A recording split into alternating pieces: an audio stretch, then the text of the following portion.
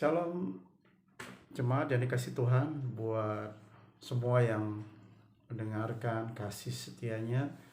Dan hari ini kita hari yang ketujuh, masuk di dalam doa dan puasa hari yang ketujuh, di mana semua kita masuk di dalam merendahkan diri di hadapan Tuhan. Renungan ayat firman dikatakan pada Ibrani pasal 13 ayat yang ke 6 dikatakan, karena Allah telah berfirman, aku sekali-sekali tidak akan membiarkan engkau, dan aku sekali-sekali tidak akan meninggalkan engkau. Ibrani pasal 13 ayat ke-6. Ini merupakan di mana ayat sudah kita baca ulang bagaimana Tuhan tidak akan pernah meninggalkan kita dalam hidup kita. Dan dia katakan bahwa dia tidak akan membiarkan engkau, dan aku sekali-sekali tidak akan meninggalkan engkau di dalam hidup kita. Tuhan akan tetap menguatkan kita di dalam hidup. Dialah penolong kita, Dia adalah penguatkan kita, dan juga yang memberikan kita menjadi kuat dalam segala hal.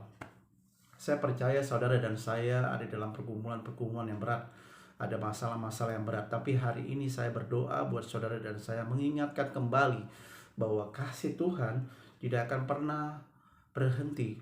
Kasih Tuhan akan terus ditambahkan, dan itu akan bekerja di dalam hidup kita, sehingga bahwa Tuhan mengaruniakan anaknya yang tunggal, yaitu Bapa sendiri, Allah di dalam hidupnya, yaitu Tuhan Yesus Kristus, yang supaya apa? Yang supaya ada keselamatan, ada kasih, ada anugerah Tuhan kita yang akan menyelamatkan kita.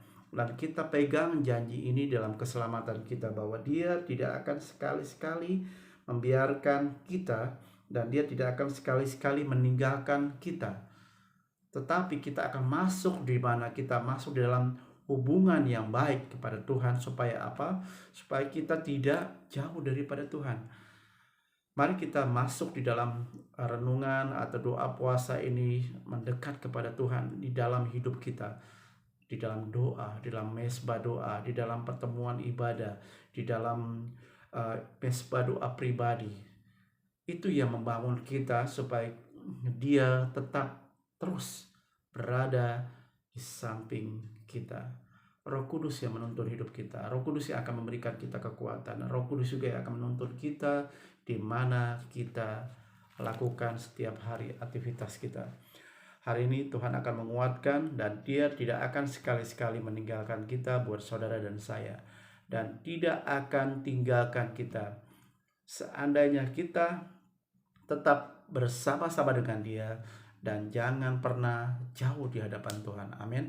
Roh Kudus menguatkan hati kita, Roh Kudus juga akan memberikan kita hidup damai sejahtera. Ini renungan yang membuat kita tetap kuat dalam hidup kita di hari yang ketujuh.